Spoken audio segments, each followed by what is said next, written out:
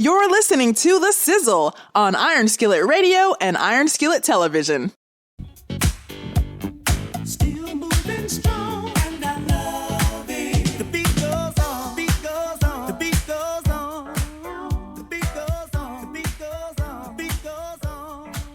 You know who it is. You know what it is. It's The Sizzle here in the building, here on WGVE 88.7 FM. It is the hottest time in the region. This is where you get the hottest talk. Not only sports, we talk music, we talk culture, we talk everything here on The Sizzle.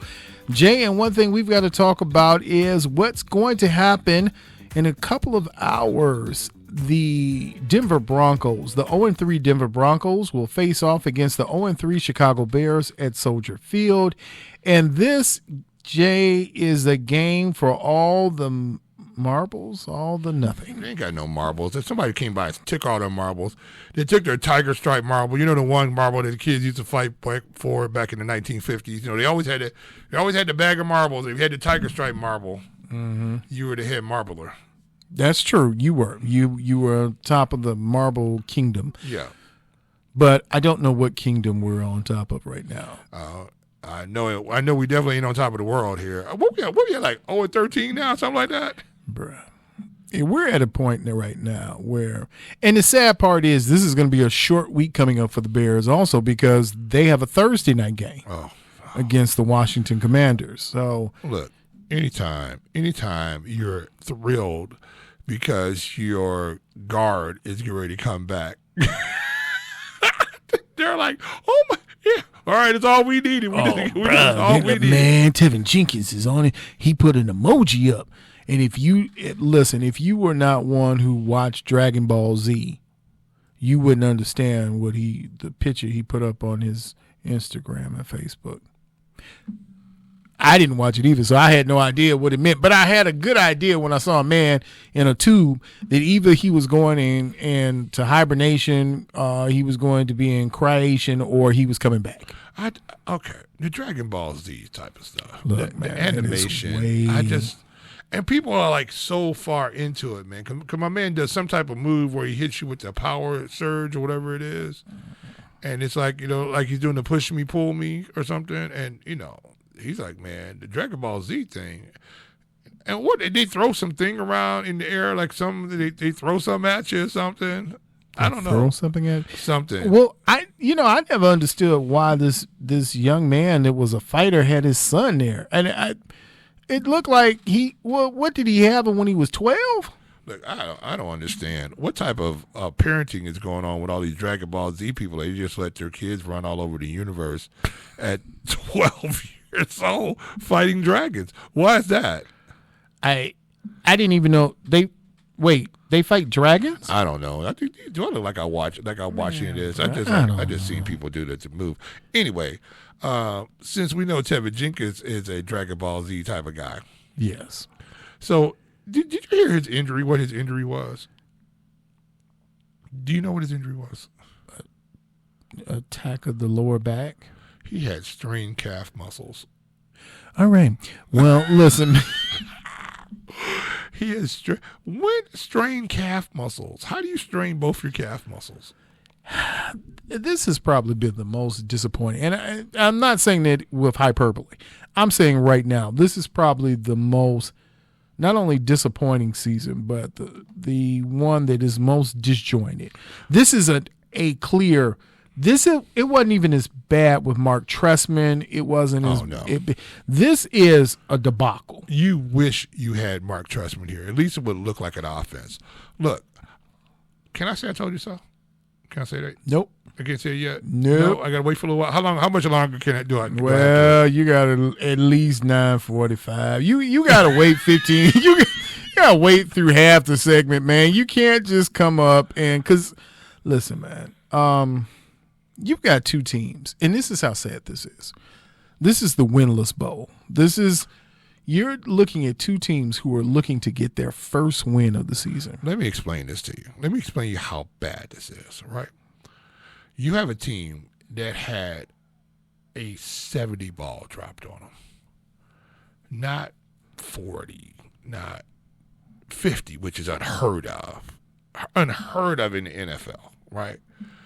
You had a 70 ball dropped on you. Number one, two things are wrong in this picture. First thing, usually coaches don't do that to other teams. Once they get up on you like that, and as you say, put the foo and the fops on you. Mm-hmm. Once they got you by 40, usually it's gonna be 3 yards in a crowd of dust. We're running 21 dive the rest of the night. You don't even have to cover our wideouts. We're not going to throw it. The mere fact that they had a 70 ball dropped on them meant that some coach said, "Oh, you had Mr. Sierra back there. You talking all that triz ash? Well, let me show you what we gonna do to you." Now, here's the problem. You had a team get 70 dropped on them, and we are here in Chicago thinking like, "Oh, Denver might get us. They might beat us." Here's the bad part, and I get it. Mike McDaniel's a little quirky. He's a little weird. He's an odd duck. Wow. But he let those young men go. He let them boys go, and there was no stopping Miami last week. Well, and they ravished Mr. Sierra and Coach Sean Payton and all of those wonderful. They unleashed a fury that you haven't seen in a long time. Well, the issue is now that you have weapons. Mm-hmm. Be afraid. Be very afraid.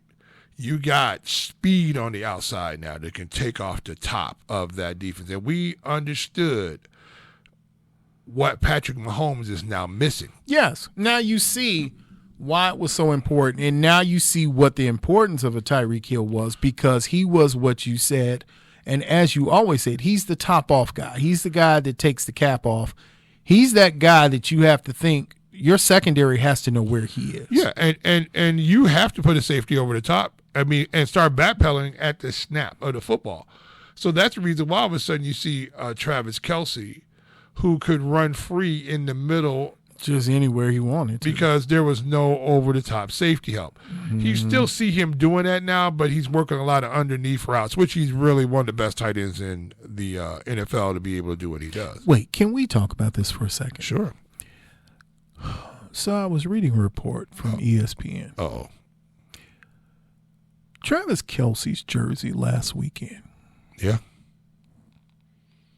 was the highest selling jersey in the NFL. Let me explain to people. This is what people do not understand, right? We, as sports people, think that we have the market covered in apparel, Mm-hmm. jerseys and sweaters and things like that, and, and shoes and stuff like that. However, there is a whole non-football watching segment of the world that doesn't know anything about football. But the one thing they do know is Taylor Swift. Now, I will say this. And I think I can speak for both of us when we say we're not Swifties. No, I'm not a Swiftie. But I do dig Taylor Swift. Well, okay, let me say this. I don't know a Taylor Swift song. Neither do I. If you played one right now, I think I know one. I can't name a Taylor Swift song. But I know I've heard her. And I know she got a little bit of a groove. And I know you could play Taylor Swift. Mm-hmm. I just don't play Taylor Swift. I don't know anything about her. But apparently, she has that over appeal. Like, she's what? I know. I looked at some rankings of social media. She's not the top. She's not in the top, not 5, but she's somewhere in the top 20. Something like 5 billion followers. Yeah. So her backup, the people that follow her, are more enthusiastic about her, even those people that the Beehive following Beyonce. The Swifties, this is when she came to town, what was this, about 2-3 months ago now? Mm-hmm. The Swifties showed up, and I had a friend of mine that worked downtown. He said, they were instructed not to drive their cars to work, to take public transportation, because you could get out of downtown Chicago but you weren't going to be able to get into Chicago because the Swifties were coming. And literally, people were coming to the Taylor Swift concert without tickets and sitting outside of, was she at the United Center? Yes. Sitting outside of the United Center, knowing that they weren't going to get tickets, but they just wanted to be close to Taylor Swift. They knew she was in the building. And they were playing Taylor Swift music outside. And they just were going down there to buy a $100 T-shirt. Those T-shirts were going for $100. Swifties. And my man, Travis Kelce, somehow, way, shape, or form, is strolling through the stadium with Taylor Swift. I salute you, sir. Now, I know people have their own ways, and I heard Black Twitter had a lot to say. About what? It was his dating choice and his preference. What? Look, let me tell you something. Here's a man who has positioned himself. Nobody says anything about Patrick Mahomes. What are you going to say? You understand what I'm saying? What are you going to say? He's been with his wife forever. Since she was a sophomore in high school, he was a freshman in high school. He was asking her out for a date when he was a freshman in high school. That's how long they've been together. I'm at some point, you got to ask yourself, is it really worth all that? That's what I got to ask myself. Is it worth all that? What? I don't know. All of Miss Mahomes. What is her name, Jenny? No, let me explain something to you. Okay. We've seen these guys do this, right? Mm-hmm. We've seen LeBron. We've seen Steph. Mm-hmm. Right? We've seen other players, right? Snoop Doggy Dogg. Mm-hmm. Right? The one they started with is the one they bring. It makes sense to me. Because why? Because one thing you know, her, and whatever crazy she brings or whatever crazy you got, you already know that. Plus, what you gonna do? What you gonna do? You're never, look, here, when you've been with somebody that long, since you were 14, 15 years old and now you're 30. Right. You've been with her half your life, all your adult life. Where are you going? You're not going anywhere. You can't go nowhere. She got all your keys. She didn't look. When your girlfriend at high school knows your locker combination. She's in your locker more than you look up. You go in your locker. She's got her coat hanging in the locker. When you come by and she's putting her chocolate chip cookies on your tray at the cafeteria. When she's bringing you, it's like, come on, man. Who can come on your tray and take your chocolate chip cookies off your tray? Only your chick. You would probably even fight your parents if they came in and just grabbed it. But she could reach on there and take your chocolate chip cookie off of there. Matter of fact, you bought 3 because you know she's going to take one. Now, here's the crazy part. So, if you look at the listing with followers, so I'm very clear in that we're giving correct information. Yeah. I don't want people to think that I just thought that Beyonce is not the top of her section or game. Yeah, we don't want the beehive to come through. She has 313 million followers on Instagram. Somebody's got to have it. And she's one of the most liked on Instagram. But Taylor Swift is only number 15 on the list of Instagram follows, right, with 265 million. Wow. But she's the second most influential person on Twitter. And I'm going to tell you what. Do you know what you see on TV a lot more than you see with Beyonce? Is Taylor Swift. Taylor Swift's in everything. You see in commercials, promos, ads. She's everywhere. She's talked about in shows. She's in skits. Everything is Taylor Swifty. And we were talking about it over the break. You know, it's the plane. Taylor Swift isn't the most. You don't think God, she is. But it's something about Taylor Swift. She's put together, and you see her, and you're like, it's how she carries herself. We could have a good time. It's how she carries herself. I mean, she's not. She was walking around the cheese facility just talking to people like, hey, hi. Because she's. I don't know if she's approachable because you get. Bruh, did Taylor Swift just speak? You can't get past her security team, but she looks like one of those people who will sit down and just have a whole conversation with you. Like, you're just like, you do realize you're Taylor Swift, right? Right, and I think she's one of these people that don't realize she's Taylor Swift.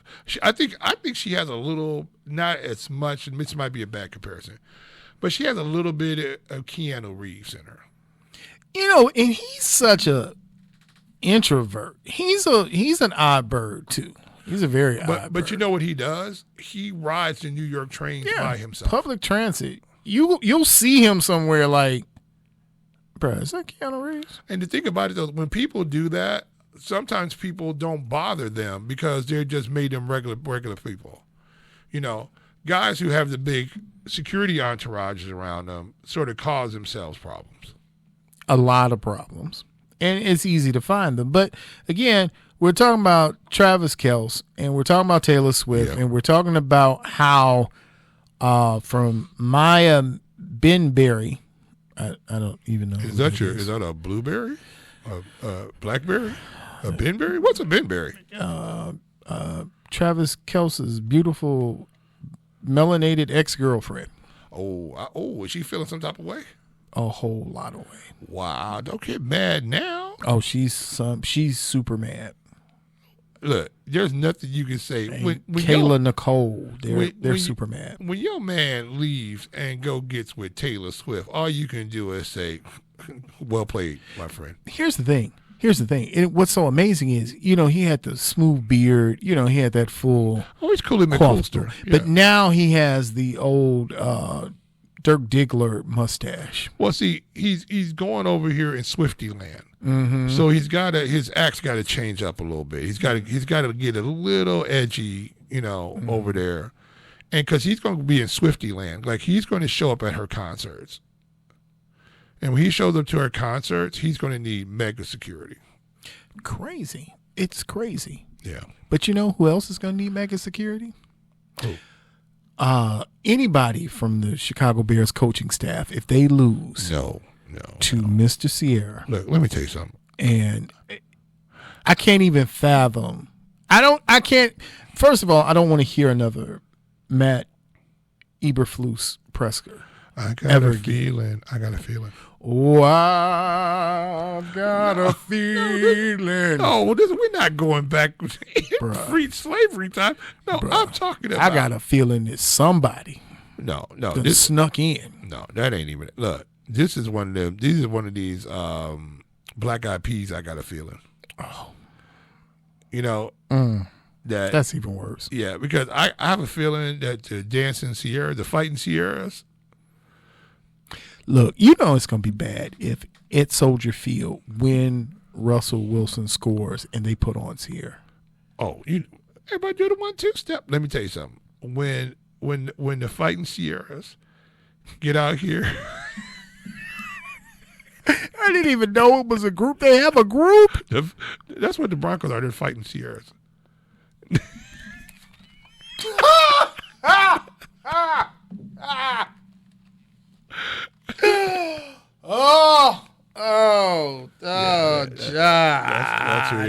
That was unnecessary. Because now, sir, that's stuck in my head. Yep, that's them. So, okay, do you want to? I can't even. The over under the whole there's some because -4. Nobody's going to score. Nobody's scoring in this game. Okay, even if they are scoring, does it really matter? Here's the issue. I heard that the Denver Broncos defense was going to come over and play for Chicago because they were used to playing against Russell, and the same thing was going to happen at which by the way, yeah. As a side note and a serious note for the Bears, half of your secondary is gone. Half your secondary's been gone. Look, they haven't been out there. Where have they been? Well, Eddie's hurt. Your top corner's hurt. Your rookie overplays everything, and then your nickel guy is down. Brisker, I think Gordon and Brisker are hurt, aren't they? Brisker's out. He just he throws himself into people. He just, you know what? I like Brisker. I like Brisker because he comes up with bad intentions. He does, but he doesn't. But his body is not bad intentionable. He's a little bit. He's not the biggest guy. He's a little slight. Tad slight there. You know, he needs a biscuit or two. And him don't hold up real well when he comes throwing these big thuds in there. Okay, so I'm just going to say this. I know that the OC has lauded Justin for leadership. Chase Claypool is not really happy with his. I looked at today in watching Caleb Williams. And I'm going to tell you the God's honest truth. I direct all hate mail to G.Sizzle. Oh. I saw Russell Wilson in Caleb Williams. Well, okay. I don't see Patrick Mahomes. I see more Caleb. I see more of a good. Now, remember, I'm talking about Seattle Russell Wilson, championship Russell Wilson. I don't know if Caleb Williams' game is going to translate real well into the NFL. See, here, okay, thank you. Well, maybe you've been drinking the G.Sizzle juice, because I'm looking. If you told me right now, and we talked about this before, if you're Shador, I think. If you think you can stay healthy, I come back next year, win the Heisman, and become the number one pick. Yeah, he's not going anywhere because they need to come back and try to win this natty. They're not going to win. Yeah. They're not going to win the natty without Shador Sanders. No, it's impossible. Right. So they got to come back. Travis is coming back. They've got another kid coming in. All of a sudden, you got Kamani, who's going to be probably starting on the other side. And you just need a line now. Right. You need to get some big costs. Which I think they're going to end up getting those, a couple through the portal and the NIL money. You know, that's I get you $300,000 and a Porsche. Brad, did you hear that Michigan State canceled all their NIL deals with their players? Oh, hey, you know what? We could use those guys. No, I'm not even gonna make it. I'm not gonna take a shot at Mel Tucker. Here's the problem. Here's the problem with all these guys, right? You can go back to that old establishment that you want to have control over these players because they're bringing money into the institution that you're using to not support them. $90 million that Colorado has brought in since Prime got there. So you now have new buildings, new facilities new weight that rooms can start going up. Not talking about, is it enough to start building wings on buildings?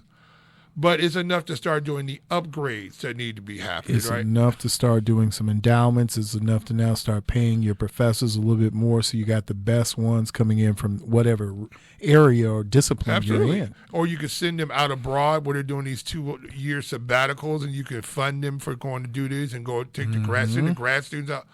All that happens because of the football program. But again, you look at Caleb Williams. I saw him. If you put him behind a Bears line, Bears line. If you put him behind, okay, let's do this test. And I meant to cut you off because I'm gonna let you make your point. Put Shador Sanders over on USC and put Caleb Williams on Colorado. Oh, it would have been a flimsy. I think Shador might have put up 8 touchdowns. Easy. Shador Sanders is that guy. If you give him time where he can throw the football, it's a wrap. If he can sit back there and just run around, it's a wrap. The issue is with all these top flight quarterbacks, as we saw with Tua, we saw with these guys coming out, or the only reason, jump on this point one second. When you are a top flight quarterback, you go to one of the worst teams in the NFL. When you go to the worst team in the NFL, why are they the worst team in the NFL? Because usually they have bad offensive lines. And if they have bad offensive lines, that means you are going to be getting knocked around on a regular basis. And we see what happens to young quarterbacks, right? Who are the quarterbacks that really succeed in the NFL? Are guys who somehow or another fall to teams who have really good offensive lines, or they're guys who are taken low, 2nd, 3rd round, 4th round, somewhere down up in there, and they sit for a minute, and all of a sudden they come up. Why? Because they're up behind good offensive lines. the biggest problem for Caleb Williams is he's going to all of a sudden be used to being behind a good offensive line, and he's going to get behind a bad. And there's nothing worse than a bad pro offensive line because they're pretty good, but the other guys on the other side are phenomenal. Well, ladies and gentlemen, if you're looking for a disaster of a football game, tune in to the Broncos at 1 o'clock Central Standard Time. Well, it will be 12 hours Central Standard Time. Broncos versus Bears. Gotta watch it. This is can't miss TV. Yeah. I mean, That's I don't the care sad part. It really is. I don't care what you're doing. You have to watch this game because this is going to be so bad. It might be good. Jay, just walk the listeners. We're not even going to go through the betting odds and the lines and giving scores because that's all perfunctory at this point. What happens if next week we're here talking about two Bears losses? Because there's a possibility they could lose Sunday and Thursday. Well, if they lose Sunday, they are losing Thursday. So that's a given. They're going down because they're coming out swinging with everything they got to win this football game. This is going to be one of the hardest hitting football games we've seen. It's just that when guys are trying to hit each other, they probably will miss. Because you have bad offenses and bad defenses going against each other, and that makes it fun. I just pray that Justin doesn't get seriously hurt.